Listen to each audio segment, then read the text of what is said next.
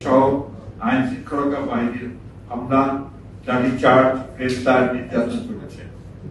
শিক্ষার্থীদের আন্দোলন দমন করতে নৃশংস হামলায় শত শত ছাত্র জনতাকে হত্যার প্রতিবাদে গতকাল বৈষম্য বিরোধী ছাত্র আন্দোলন দেশব্যাপী এই বিক্ষোভের ডাক দিয়েছিল।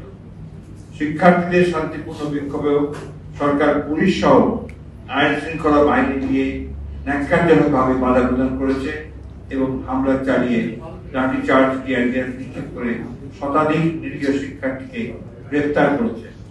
বিভিন্ন স্থানে শিক্ষার্থীদের একত্রিত হতে দেয়নি আইন শৃঙ্খলা বাহিনীর সদস্যরা, ক্ষমতাসীন দলের ক্যাডাররা।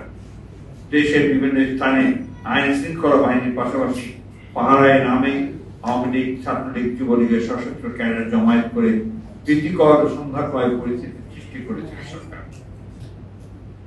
দেশের জরুরি অবস্থা জারি না করা সত্ত্বেও সভা সমাবেশ বিক্ষোভ করতে না দেয়া এবং হামলা, গ্রেফতার করা সরকারি ও গণতান্ত্রিক ফ্যাসিবাদী চরিত্রের বহিঃপ্রকাশ মাত্র।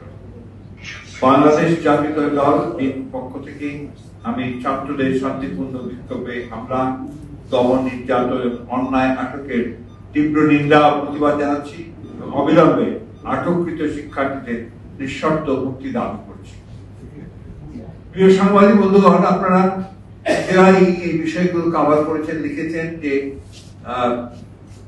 আন্দোলনকারী ছাত্রদের যে 6 জন সমন্বয়ক তাদেরকে তুলে ডিবি অফিসে নিয়ে গিয়ে একটা যে নাটক তৈরি করা হয়েছে, সেই নাটকের যে বিষয়টা সেটা আপনারা নিজেরাই সবাই জানেন। আমি সেটাকে রিপিট করতে চাই না।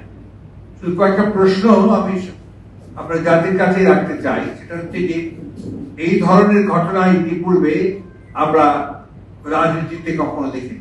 রাজনৈতিক সংকট রাজনৈতিক ভাবেই শেষ করতে হবে।